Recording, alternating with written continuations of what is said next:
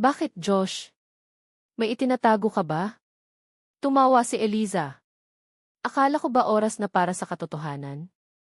O baka naman parte pa rin yan ng plano mo? Ang magpanggap na nagbago ka na para makuha mo ulit ang pamilya mo. Anong sinasabi mo? Tanong ni Mel, ang kanyang boses ay nagsisimula ng manginig. Hi, Mel, sabi ni Eliza na may pagkukunwaring awa. Huwag kang magpaloko sa drama ng lalaking ito. Ang pagbabalik niya dito. Planado lahat yan. Matagal na niyang alam na may mga anak kayo. Ang puso ni Mel ay tila huminto sa pagtibok.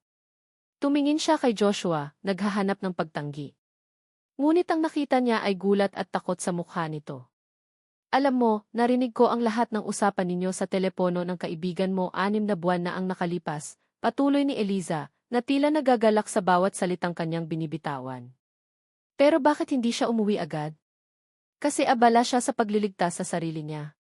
Ang kumpanya niya bumagsak. Halos maubos ang pera niya. Kailangan niya ng paraan para makabangon muli. Tumigil ka na, Eliza, sigaw ni Joshua, ang kanyang boses ay puno ng desperasyon. Pero huli na ang lahat. Ang lason ay kumalat na. Si Eliza, sa kanyang galit at selos dahil sa pakiramdam na iniwan siya ni Joshua, para sa pamilyang ito, ay nagpatuloy sa kanyang huling, pinakamasakit na atake. Kaya ano ang ginawa niya? Tanong ni Eliza, diretsong nakatingin kay Mel. Nagkunwari siyang nagbago. Babalik siya dito, kukunin ang loob ng mga anak niya, at syempre, ang loob mo. Dahil alam niyang itong resort mo, kumikita. Isang magandang investment, hindi ba? Kaya ba mas pinili mong bumalik dito para sa mga anak na matagal mo nang alam na nabubuhay, kaysa ayusin ang gulo na iniwan mo sa Canada? Ang bawat salita ay parang isang suntok sa sikmura ni Mel. Ang mga maliliit na pagbabago. Ang pag-aayos ng swing. Ang pagtanggi sa business meeting. Lahat ng iyon, na akala niya ay tanda ng pagsisisi, ay biglang nagkaroon ng ibang kahulugan. Isang masamang motibo. Isang kalkuladong plano. Tumingin siya kay Joshua.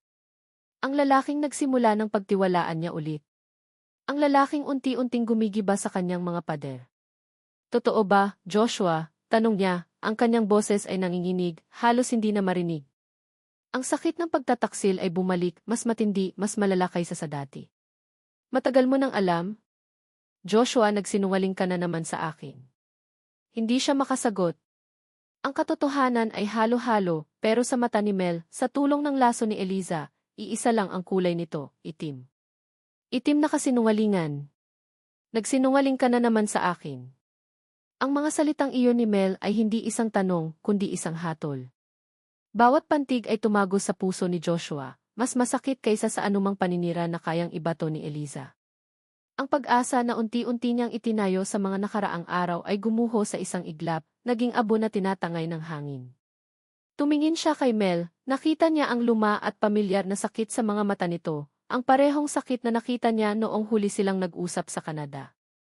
Ngunit ngayon, may kasama itong isang bagay na mas malala, pagkasuklam.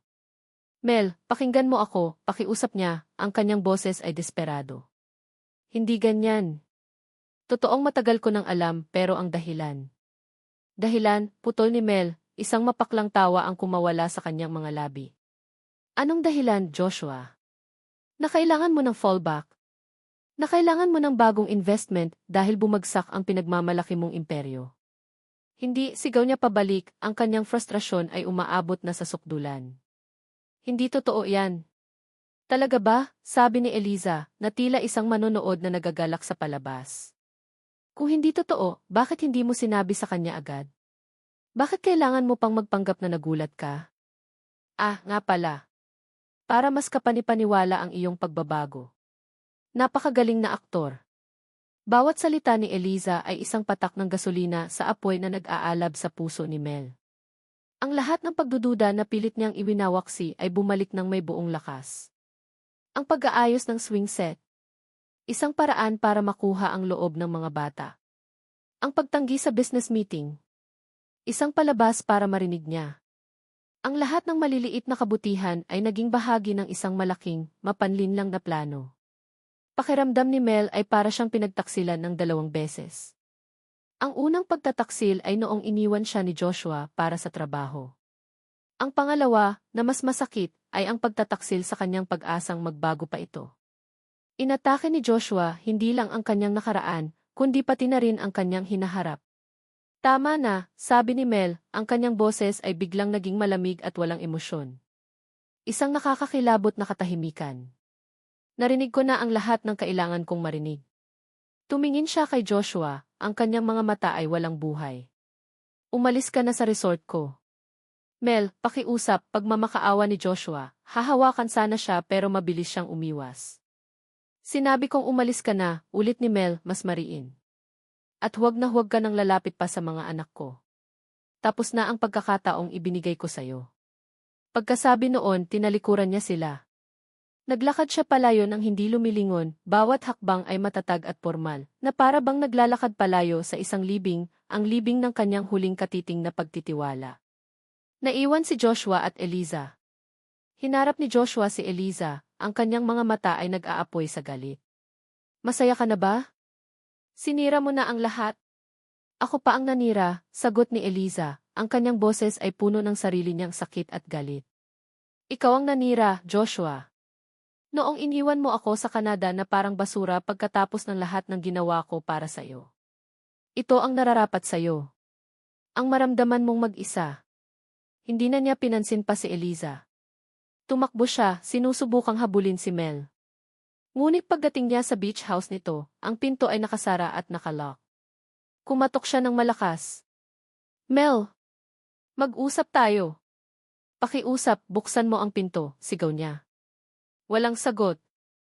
Ang tanging naririnig niya ay ang mga alon na ngayon ay parang isang malungkot na himig ng kanyang kabiguan.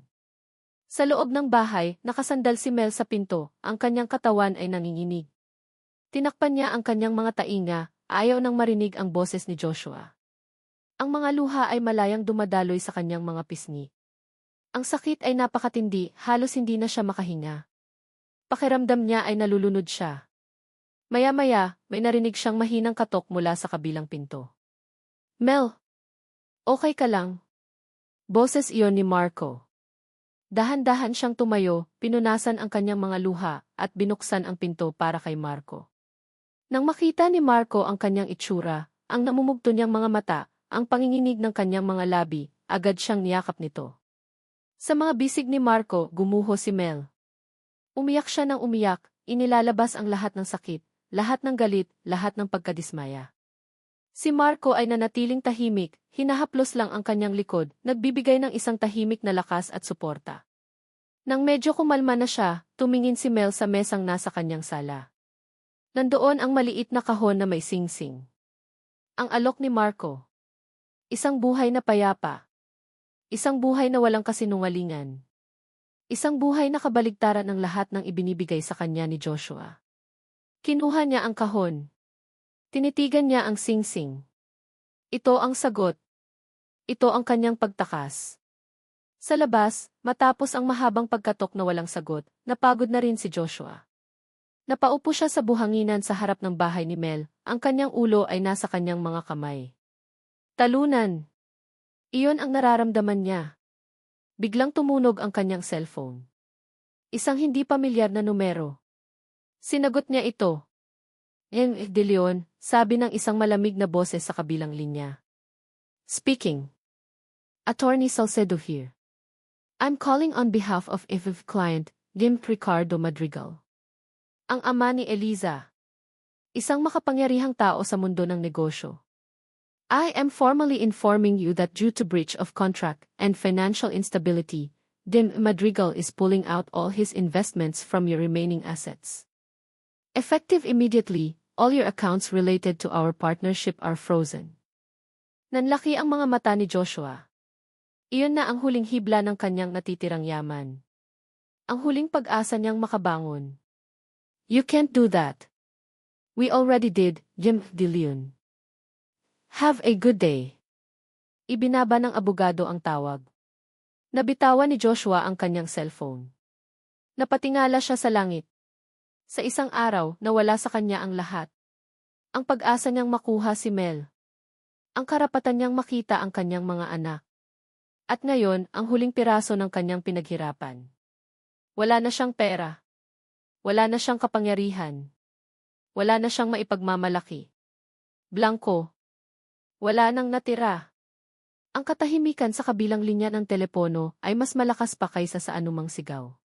Binitawan ni Joshua ang kanyang cellphone, at ito'y bumagsak sa buhanginan na halos walang tunog. Ang mga salita ng abogado ay umalinggaw sa kanyang isip, "All your accounts are frozen." Tapos na. Ito na iyon. Isang mapaklang tawa ang kumawala sa kanyang lalamunan. Ang tadhana ay tila isang malupit na komedyante. Sa buong buhay niya, ang tanging kinatakutan niya ay ang maranasan ang nangyari sa kanyang ama, ang mawalan ng lahat, ang mabaon sa kahihiyan ng pagkabigo. At ngayon, narito siya, eksakto sa sitwasyong iyon. Tumayo siya, pinagpagan ang buhangin sa kanyang pantalon, at naglakad pabalik sa kanyang villa na parang isang zombie. Ang bawat hakbang ay mabigat. Ang magandang tanawin ng dagat, na dati nagbibigay sa kanya ng pag-asa, ay tila isa na ngayong malawak na kawalan. Pagdating niya sa harap ng kanyang villa, nag-aabang si Eliza. Nakahalukip-kip ito, ang kanyang mukha ay isang maskara ng malamig na tagumpay. "Nakatanggap ka na ba ng tawag?" tanong nito, ang boses ay walang bahid ng pagsisisi. Tumingin lang si Joshua sa kanya, ang kanyang mga mata ay blanko. Wala na siyang lakas para magalit. "Ito ang hustisya, Joshua," sabi ni Eliza, lumalapit. "Ito ang kabayaran sa pag-iwan mo sa akin sa ere. Akala mo ba, basta mo na lang akong tatalikuran pagkatapos mong gamitin ang pera at koneksyon ng pamilya ko? Nagkakamali ka. Pera lang ba talaga ang habol mo, Eliza?" tanong ni Joshua, ang kanyang boses ay pagod. "Hindi lang pera," sigaw ni Eliza, ang kanyang kontrol ay biglang nawala. Sa unang pagkakataon, nakita ni Joshua ang tunay na sakit sa mga mata nito. "Respeto, Joshua. Pag-ibig. Ibinigay ko sa iyo ang lahat. Sinuportahan kita noong walang-wala ka. At ano ang ginawa mo? Itinapon mo ako na parang basura para sa isang pamilyang hindi mo naman talaga kayang panindigan." Huminga ng malalim si Eliza, pinipilit na bawiin ang kanyang composure. "Pero ngayon patas na tayo. Mararamdaman mo na ang naramdaman ko. At mas malala pa. Ngayon, mararamdaman mo na ang naramdaman ng tatay mo bago siya." Hindi na nito tinapos ang sasabihin, ngunit ang salita ay nakabitin sa hangin, masakit at malinaw, magpakamatay. Iyon na ang huling suntok. Tinalikuran ni Joshua si Eliza. Hindi na siya nagsalita. Pumasok siya sa kanyang villa at isinara ang pinto. Iniwan si Eliza sa labas, kasama ang kanyang mapait na tagumpay. Sa loob ng silid, ang karangyaan ay tila isang insulto. Ang malambot na kama, ang mamahaling mga kasangkapan, ang malawak na bintanang salamin na nakaharap sa dagat, lahat ay mga simbolo ng isang buhay na hindi na sa kanya. Kinuha niya ang isang bote ng mamahaling alak mula sa minibar at nagsalin sa baso. Ininuman niya ito ng isang lagok. Ang init ng alak ay gumapang sa kanyang lalamunan, pero hindi nito kayang alisin ang lamig sa kanyang kaluluwa. Nagsimulang umulan sa labas. Malalakas na patak na humahampas sa bintana, na para bang nakikidalamhati sa kanya ang langit. Lumabas siya sa veranda, hinayaan ang sariling mabasa ng ulan. Ang malamig na tubig ay dumadampi sa kanyang balat, ngunit manhid na siya. Mula sa kanyang veranda, tanaw niya ang beach house ni Mel.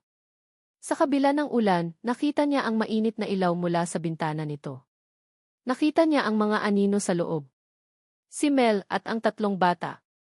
Maya-maya, isa pang anino ang sumali, si Marco. Nakita niya ang anino ni Marco na inaakbayan si Mel. Isang perpektong larawan ng isang masayang pamilya. Isang pamilyang hindi siya kasama. Siya ang tagalabas. Siya ang multo. Siya ang anino ng kahapon. Ang bigat ng lahat ay bumagsak sa kanya. Ang mga kasinungalingan. Ang mga pagkakamali. Ang mga nawalang pagkakataon. Napaupo siya sa basang sahig ng veranda, ang likod ay nakasandal sa salamin. Ang bote ng alak ay nahulog mula sa kanyang kamay at nabasag, ngunit hindi niya ito pinansin. Niyakap niya ang kanyang mga tuhod at sa unang pagkakataon, umiyak siya. Hindi iyak ng galit o frustrasyon, kundi iyak ng isang taong tuluyan ng sumuko. Isang iyak ng isang taong nawala ng lahat. Hindi siya umiiyak dahil nawala ang pera niya. Umiiyak siya dahil ngayon niya lang lubusang naintindihan, sa paghahabol niya sa yaman para hindi matulad sa kanyang ama, doon niya mismo nawala ang tunay na yaman na dapat sana ipinahalagahan niya. Ang kanyang pamilya. Sa loob ng beach house, hindi mapakali si Mel. Kahit nakasama niya si Marco at ang mga bata, ang isip niya ay nasa labas, sa lalaking pinalayas niya. Ang galit niya ay unti-unting napapalitan ng isang mabigat na pakiramdam ng kalungkutan. May mali. May kulang sa kwento. Pero ang sakit ng pagtataksil ay napakatindi, ayaw siyang payagan na mag-isip ng malinaw. Nang matulog na ang mga bata, lumabas siya sa kanyang sariling veranda, umaasang ang sariwang hangin ay lilinisin ang kanyang isipan. Ang ulan ay unti-unti nang tumitila, nag-iiwan ng isang ambon. At sa gitna ng kadiliman, sa veranda ng Villa Isa, may nakita siyang isang anino. Isang anino na nakaupo sa sahig, nakayuko, walang galaw. Kahit sa dilim, kilala niya kung sino iyon. Si Joshua. Hindi ito gumagalaw. Para itong isang basag na figuri na iniwan sa ulan. Walang pagpapanggap. Walang yabang. Ang nakikita lang niya ay isang lalaking talunan at wasak. At sa kabila ng lahat ng galit, sa kabila ng lahat ng sakit, isang damdamin ang biglang umusbong sa puso ni Mel, isang damdamin na ayaw niyang aminin, isang damdaming labag sa kanyang kalooban. Awa. Isang nakakakilabot at hindi maipaliwanag na awa para sa lalaking sumira sa kanyang buhay. Ang awa ay isang mapanganib na damdamin. Iyon ang unang naisip ni Mel habang nakatitig sa anyo ni Joshua mula sa kanyang veranda. Ang awa ay ang unang sinag ng araw pagkatapos ng isang mahabang gabi, nagbabantang tunawin ang yelo na maingat niyang binuo sa paligid ng kanyang puso. Pumasok siya sa loob, pilit na iwinawaksi ang imahe ni Joshua sa kanyang isip. Wala akong pakialam, sabi niya sa sarili. Nararapat lang yan sa kanya. Isang kasinungalingan, isang kabayaran. Pero habang nakahiga siya sa kama, hindi siya mapakali. Ang imahe ni Joshua, basang-basa sa ulan, nakayuko, talunan, ay paulit-ulit na bumabalik sa kanyang isipan. Ang galit niya ay naroon pa rin, matalim at totoo. Ngunit sa ilalim nito, may isang bagay na nagsimulang tumubo. Isang bagay na hindi niya gustong pangalanan. Bumangon siya. Hindi na niya kaya.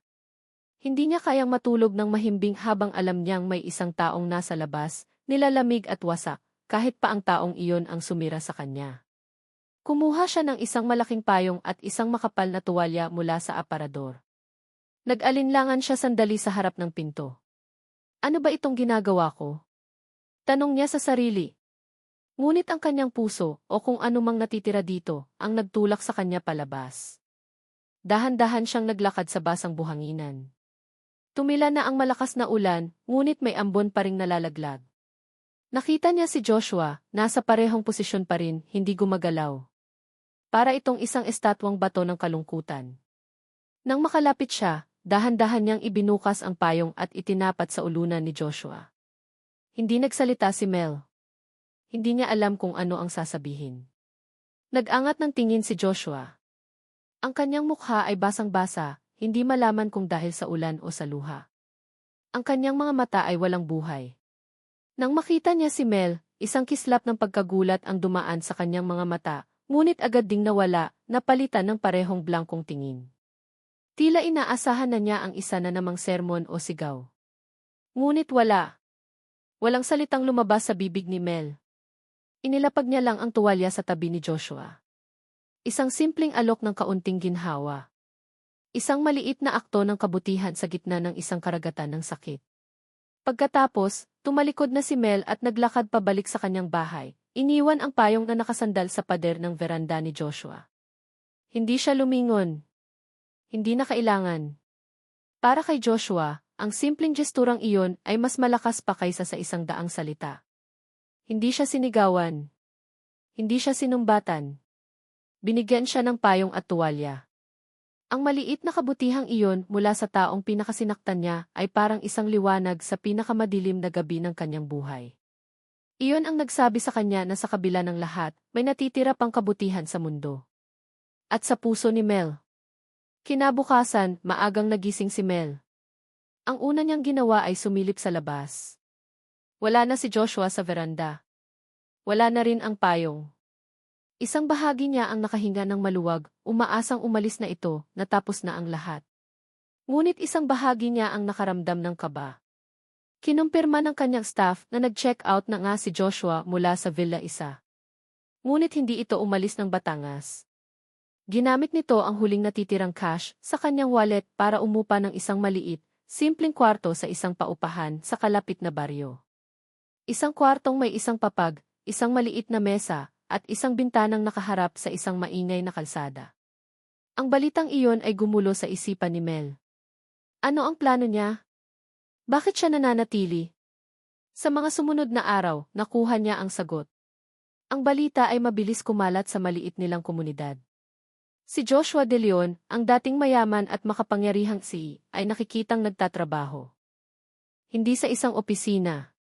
Hindi sa harap ng isang computer. Nakita siya ng isang mangingisda na tumutulong magbuhat ng mga mabibigat na lambat. Nakita siya ng isang may-ari ng karinderya na tumutulong maghugas ng mga plato kapalit ng isang tanghalian. Isang araw, nakita siya ni Mel mismo. May isang construction site sa bayan, at si Joshua ay isa sa mga trabahador. Nakabilad sa araw, pawis na pawis, nagbubuhat ng mga sako ng simento. Ang dating malinis at makinis niyang mga kamay ay may mga kalyo na. Ang kanyang balat, na dati laging nasa loob ng naka-aircon na opisina, ay sunog sa araw. Ngunit may isang bagay na iba sa kanya. Ang dati niyang mukha na laging may bakas ng stress at pag-aalala ay napalitan ng isang pagod ngunit determinadong ekspresyon. Isang hapon, habang pauwi si Mel kasama ang mga bata mula sa bayan, nakita nila si Joshua na nagpapahinga sa gilid ng daan kasama ang ibang mga trabahador, umiinom ng tubig mula sa isang lumang pitsel.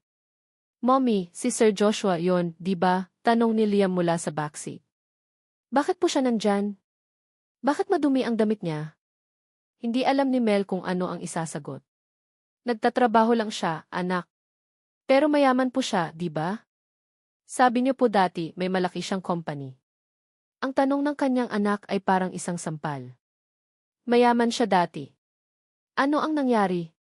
Ang mga salita ni Eliza ay bumalik sa kanyang isipan. Bumagsak ang kumpanya niya. Totoo kaya? Kinagabihan, hindi na natiis ni Marco ang sitwasyon. Pinuntahan niya si Joshua sa tinutuluyan nitong construction site. Naabutan niya itong nag-aayos ng mga pala at piko. "Ano pa bang ginagawa mo dito, De Leon?" tanong ni Marco, walang paligoy-ligoy. "Hindi ka ba napapagod magpanggap?" Tumingin si Joshua kay Marco, pagod ngunit kalmado. "Hindi ako nagpapanggap." "Talaga ba? Para saan ang lahat ng ito? Isang palabas para kaawaan ka ni Mel? Para isipin niyang nagbago ka na talaga?" Ibinaba ni Joshua ang hawak niyang pala. "Wala na akong pakialam kung anong isipin ninyo. O kung anong isipin niya. Kung ganon, umalis ka na," giit ni Marco. "Huwag mo nang guluhin si Mel. Bigyan mo siya ng kapayapaan." Humarap si Joshua kay Marco, at sa unang pagkakataon, nakita ni Marco ang isang bagay sa mga mata ni Joshua na hindi niya pa nakikita dati, hindi yabang, hindi galit, kundi isang hindi matitinag na determinasyon. "Hindi ako aalis," mahinahon ngunit matatag na sabi ni Joshua. "Hindi ako aalis dahil wala na akong ibang pupuntahan. At kahit anong mangyari, dito lang ako. Para sa mga anak ko." Ang mga salitang binitawan ni Joshua kay Marco ay hindi lang basta salita, naging panindigan niya ang mga ito sa mga sumunod na linggo. Ang dating sihi na sanay sa mga board meeting at business class flights ay naging isang ordinaryong manggagawa sa isang maliit na bayan sa Batangas. Ang pagbabago ay hindi madali, ngunit para kay Joshua, ito ay isang uri ng penitensya. Araw-araw, gigising siya bago pa man sumikat ang araw. Maglalakad siya papunta sa construction site. Ang kanyang baon ay isang pirasong tinapay at isang bote ng tubig. Magtatrabaho siya hanggang sa lumubog ang araw. Ang kanyang katawan ay pagod na pagod, ngunit ang kanyang isip, sa unang pagkakataon sa loob ng maraming taon, ay naging payapa. Sa pagkawala ng kanyang yaman, natuklasan niya ang isang bagong uri ng kalayaan. Wala nang mga kuota na kailangang abutin, wala nang mga stock market na kailangang bantayan, wala nang mga empleyadong kailangang pamahalaan. Ang tanging inaalala na lang niya ay kung paano niya malalampasan ang maghapon. At sa gitna ng paghihirap na iyon, natagpuan niya ang kanyang sarili. Ang Joshua na hindi De Leon, ang Joshua na hindi T. Ang Joshua na isang tao lang. Hindi na niya sinusubukang lumapit kay Mel o sa mga bata. Alam niyang wala siyang karapatan. Ngunit hindi niya mapigilan ang sarili na hanapin sila sa pananaw. Minsan, sa kanyang araw ng pahinga, uupo siya sa di kalayuan sa dalampasigan, sa likod ng mga puno ng niyog, at lihim na papanoorin ang kanyang mga anak na naglalaro. Ang makita lang ang kanilang mga ngiti ay sapat na para bigyan siya ng lakas na harapin ang isa na namang araw. Isang Sabado ng hapon, katatanggap lang niya ng kanyang lingguhang sahod, ilang pirasong papel na lukot-lukot, basa ng kanyang pawis. Habang naglalakad siya pauwi, napadaan siya sa isang maliit na tindahan. Nakita niya ang mga anak niya, kasama si Mel, na nakatingin sa isang stall na nagtitinda ng ice cream.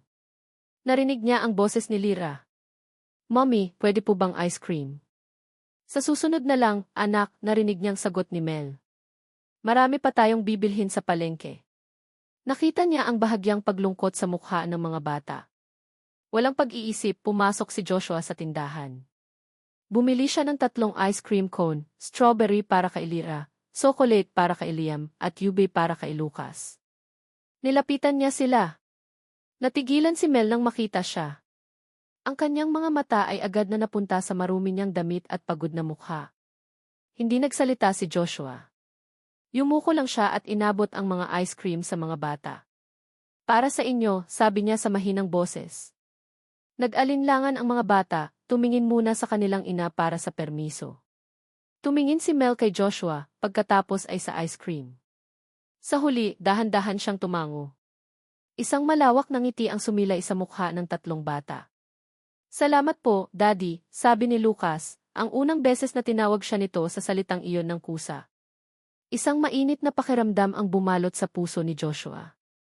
Ang simpleng kidadi na iyon ay mas mahalaga pa kaysa sa lahat ng milyon-milyong nawala sa kanya. Ngumiti siya, tumango at walang ibang sinabi, tumalikod na at naglakad palayo. Hindi siya humingi ng kapalit. Hindi siya nagtagal.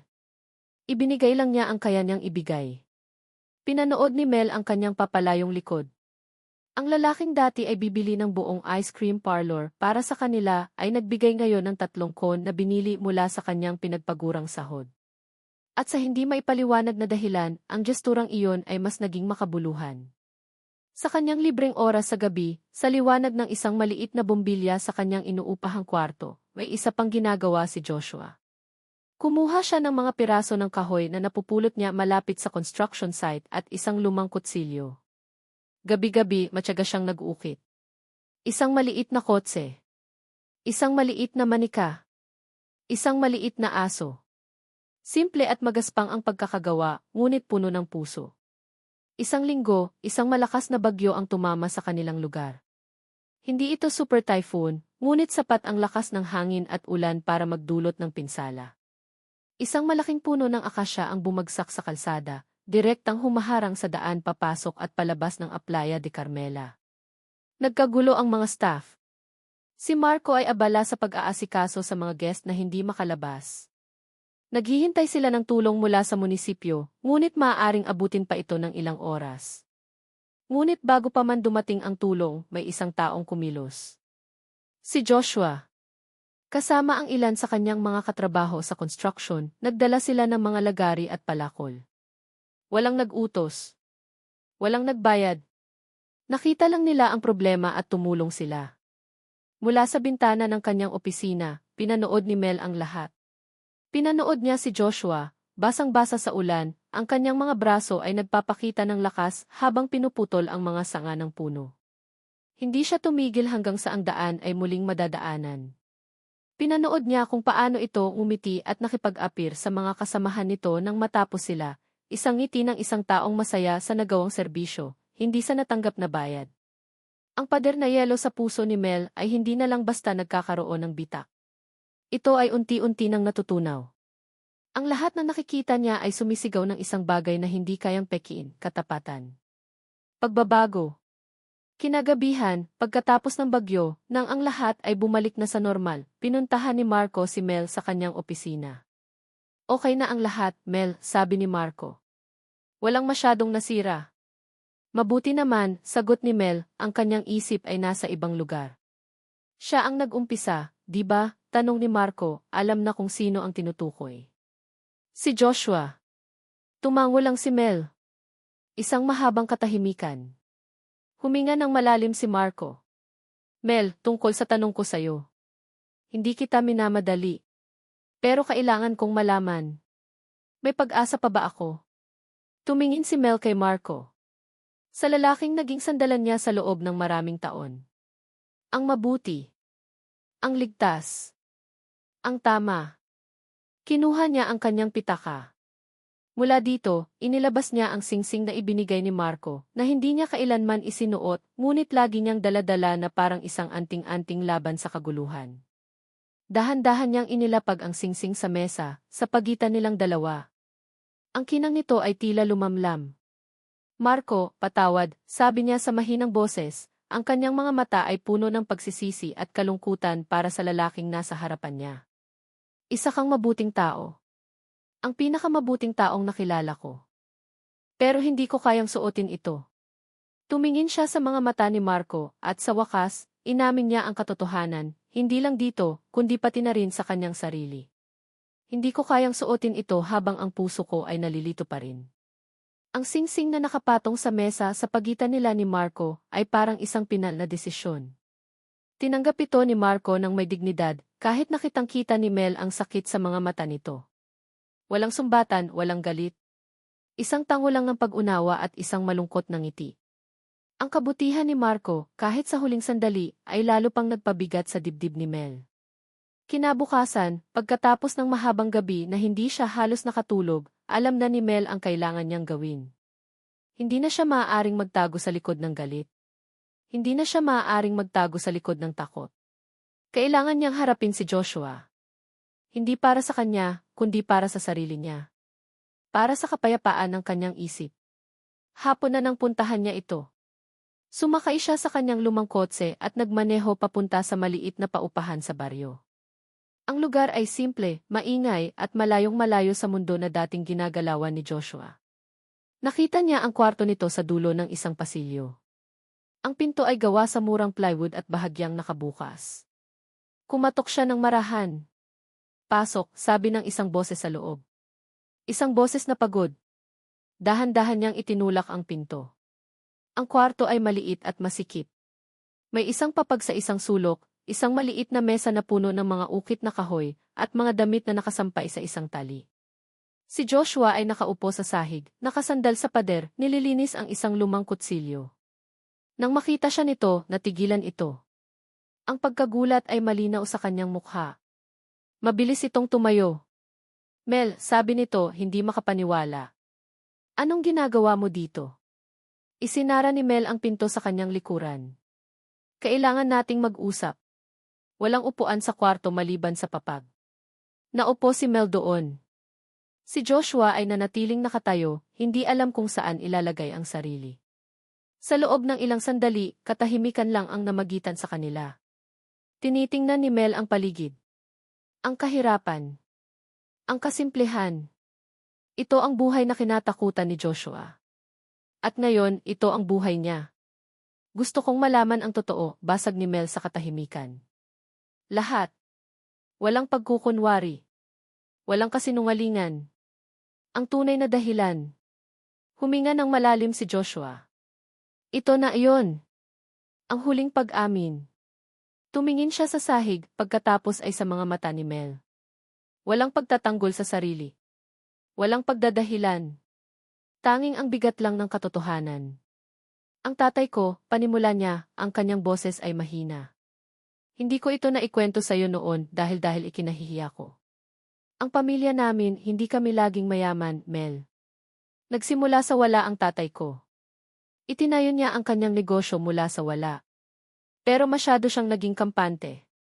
Nalulong sa sugal, nagkaroon ng masasamang utang. Isang araw, nawala ang lahat. Lahat-lahat. Natigilan siya, tila muling nararamdaman ang sakit ng nakaraan. 10 taong gulang ako noon. Naaalala ko pa ang mga taong pumupunta sa bahay namin naniningil. Ang kahihiyan sa mukha ng nanay ko. At ang takot sa mga mata ng tatay ko. Isang gabi, pumasok ako sa kanyang opisina at nakita ko siya. Hindi na niya kailangang tapusin. Naintindihan ni Mel. Isang malamig na pakiramdam ang gumapang sa kanyang likuran. Mula noon, patuloy ni Joshua, ipinangako ko sa sarili ko na hinding-hindi ko mararanasan ang nangyari sa kanya. Hinding-hindi ko hahayaang maranasan ng pamilya ko ang kahihiyan na iyon. Kaya ako nagtrabaho ng husto. Naging obsesyon ko ang pera, ang tagumpay. Akala ko, iyon ang paraan para protektahan ka, para protektahan ang magiging pamilya natin. Tumingin siya kay Mel, ang kanyang mga mata ay puno ng pagsisisi. Pero sa pagprotekta ko sa'yo mula sa isang multo, ako mismo ang naging halimaw. Hindi ko nakita na habang itinatayo ko ang pader na gawa sa pera, iyon din ang pader na naghiwalay sa ating dalawa. Naging bulag ako, Mel. At nang imulat ko ang aking mga mata, wala ka na. Ikinuwento niya ang lahat. Ang pagbagsak ng kanyang kumpanya sa Canada, ang pagtatraydor ng mga kasosyo, ang kahihiyang harapin si Mel na isa na siyang talunan. Ikinuwento niya kung paano niya nalaman ang tungkol sa mga bata, at ang takot at kahihiyan na naramdaman niya dahil wala siyang maibibigay sa kanila. Hindi ako bumalik agad dahil wala akong mukhang ihaharap pag-amin niya. Paano ko sasabihin sa'yo na ang lalaking nangako sa'yo ng mundo ay wala nang maibigay kundi mga problema? Ang plano ko ay ayusin muna ang lahat, bumangon muli at babalik ako sa'yo na buo ulit. Pero mali ako. Maling-mali. Nang matapos siyang magsalita, ang kwarto ay binalot ng katahimikan. Ang bigat ng kanyang pagkukumpisal ay nakabitin sa hangin. Umiiyak si Mel. Ngunit sa pagkakataong ito, hindi dahil sa galit. Umiiyak siya dahil sa wakas, naintindihan niya. Ang lalaking nasa harapan niya ay hindi isang halimaw. Isa lang siyang taong puno ng takot na nagkamali ng paulit-ulit dahil sa takot na iyon. Tumayo si Joshua. Hindi siya lumapit. Nanatili siya sa kanyang lugar. Hindi ko hinihiling na patawarin mo ako, Mel, sabi niya, ang kanyang boses ay basag ngunit tapat. Alam kong masyadong malaki ang kasalanan ko. Hindi ko rin hinihiling na bumalik ka sa akin. Ang tanging hinihiling ko lang ay hayaan mo akong maging tatay na kailangan nila. Hayaan mo akong ipakita sa kanila, sa pamamagitan ng gawa, kung ano ang tunay na halaga ng isang ama. Kahit mula sa malayo. Pinunasan ni Mel ang kanyang mga luha. Tumayo siya at humarap kay Joshua. Tinitigan niya ang lalaking nasa harapan niya, pagod, payat, nasasaktan, ngunit sa wakas, totoo. Tumingin siya ng diretso sa mga mata nito. Ang mga pader sa kanyang puso ay tuluyan ng gumuho, hindi dahil sa awa, kundi dahil sa pag-unawa. Paano kung di? Simula niya, ang kanyang boses ay nanginginig ngunit may bagong lakas. Hindi lang pagiging tatay ang gusto kong ibigay sa'yo. Ang tanong ni Mel ay nanatiling nakabitin sa maliit at masikip na kwarto, mas maliwanag pa kaysa sa nag-iisang bombilya sa kisam. Tumingin si Joshua sa kanya, ang kanyang mukha ay isang blankong kanvas ng pagkalito at hindi makapaniwalang pag-asa. Anong ibig mong sabihin? Tanong niya, tila natatakot na baka namamali lang siya ng dinig. Lumapit si Mel ng isang hakbang. Sa unang pagkakataon, siya ang gumawa ng hakbang palapit. Ang ibig kong sabihin, Joshua, pagod na akong mag-isa. Pagod na akong maging malakas ng mag-isa. Pagod na akong maging tama ng mag-isa. Huminga siya ng malalim. Sinaktan mo ako. Sobra. At hindi iyon basta-basta mawawala. Pero nakita ko kung sino ka ngayon. Hindi ang milyonaryo. Nakita ko si Joshua. Ang lalaking nagkamali pero handang bumangon at itama ang lahat. At baka iyon ang Joshua na kailangan namin. Nakailangan ko.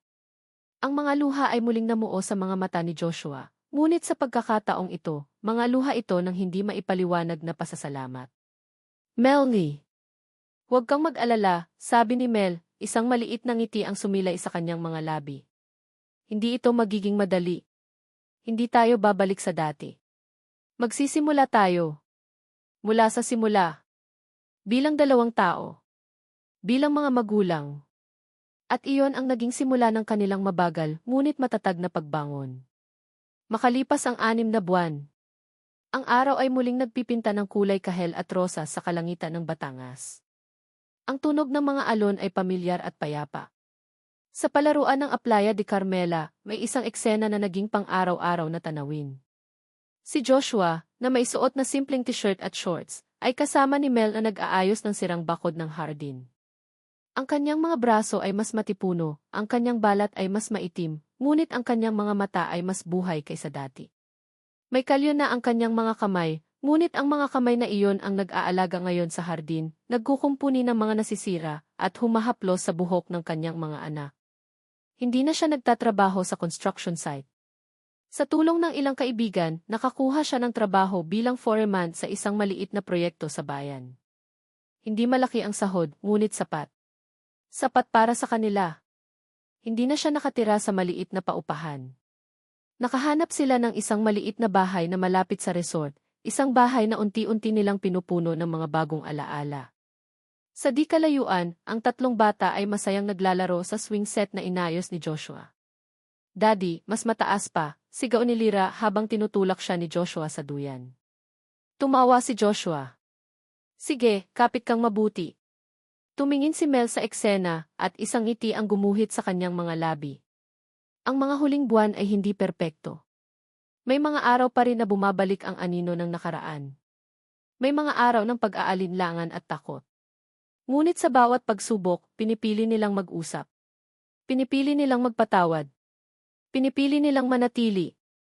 Natuto si Mel na ang pagpapatawad ay hindi paglimot, kundi pagpapalaya sa sarili mula sa bigat ng galit. Natuto si Joshua na ang tunay na lakas ay hindi nasusukat sa laman ng bank account, kundi sa tibay ng pundasyon ng pamilya. Minsan, isang sulat ang dumating para kay Joshua mula sa Canada. Isang alok mula sa isang dating kasamahan para bumalik at muling itayo ang kanyang karera. Ipinakita niya ito kay Mel. "Anong plano mo?" tanong ni Mel, sinusubukan ang kanyang reaksyon. Kinuha ni Joshua ang sulat, pinunit ito sa dalawa at itinapon sa basurahan. "Nandito na ang karera ko," sabi niya, sabay tingin sa mga anak niyang naglalaro. "At hindi ko na ito iiwan ulit." Isang araw, bago umalis, pinuntahan sila ni Marco. "Aalis na ako, Mel," sabi nito. "May alok sa akin sa Palawan. Bagong resort, bagong simula." "Mag-iingat ka, Marco," sabi ni Mel, puno ng pasasalamat. Tumingin si Marco kay Joshua at inilahad ang kanyang kamay. "Alagaan mo sila, De Leon." "Gagawin ko," sagot ni Joshua, tinanggap ang kamay ni Marco. Isang pagkakamay ng respeto at pagtatapos. Nang hapong iyon, habang papalubog ang araw, naupo silang lima sa dalampasigan, pinapanood ang pagkulay ng langit. Sina Liam, Lucas, at Lyra ay abala sa paggawa ng isang malaking sandcastle, nagtatawanan. Nilapitan ni Joshua si Mel at dahan-dahang hinawakan ang kamay nito. Ang kanilang mga daliri ay nagsalikop, isang pamilyar ngunit bagong pakiramdam. "Alam mo," bulong ni Joshua, "noong nasa Canada pa ako, ang pangarap ko ay bilhin ang pinakamalaking bahay, ang pinakamahal na kotse. Akala ko iyon ang sukatan ng tagumpay." Tumingin siya sa paligid. Sa dagat, sa langit, sa tatlong bata at kay Mel. "Pero mali pala ako," patuloy niya. Ito pala iyon." Humarap si Mel sa kanya, ang kanyang mga mata ay nagniningning. "Hindi ko maipapangako na hindi na tayo magkakamali ulit, Josh." "Alam ko," sagot niya. Hinaplos niya ang pisngi ni Mel. "At hindi ko na rin ipapangako sa iyo ang buong mundo. Hindi na ako mangangako ng mga kastilyo o yaman." Itinuro niya ang langit. "Pero ipinapangako ko ito," sabi niya. "Ang bawat pagsikat at paglubog ng araw kasama ninyo.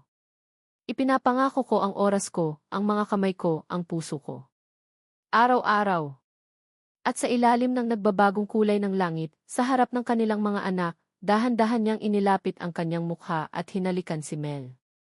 Isang halik na hindi na puno ng desperasyon o pagsisisi, kundi puno ng kapayapaan, ng pagtanggap, at ng isang pangako ng isang bagong simula. Isang halik na nagsasabing sa wakas, nakauwi na sila. Ang kanilang tawa, kasama ang tawa ng kanilang mga anak, ay humalo sa banayad na tunog ng mga alon sa kanilang sariling aplaya. Maraming salamat sa inyong walang sawang pagsubaybay sa bawat kabanata ng kanilang paglalakbay. Mula sa unang pagtatagpo na puno ng sakit, hanggang sa huling halik na puno ng pag-asa, naging karamay ko kayo sa bawat pagpatak ng luha at sa bawat pagtibok ng puso ni Mel at Josh. Habang isinusulat ko ang kanilang kwento, naramdaman ko ang bigat ng kanilang mga pasanin, ang pait ng kanilang mga pagkakamali, at higit sa lahat, ang hindi matatawarang lakas ng pag-ibig na naghilom sa kanilang mga sugat. Nais kong ibahagi sa pamamagitan nila na ang tunay na pamilya ay hindi perpekto. Ito ay binubuo ng mga taong paulit-ulit na pinipili ang isa't isa sa kabila ng mga pagkakamali. Na ang pagpapatawad ay hindi isang madaling desisyon, ngunit ito ang tanging susi na magpapalaya sa atin mula sa bigat ng nakaraan. At ang pag-asa, tulad ng mga alon sa dagat, ay laging bumabalik gaano man kalakas ang bagyong dumaan.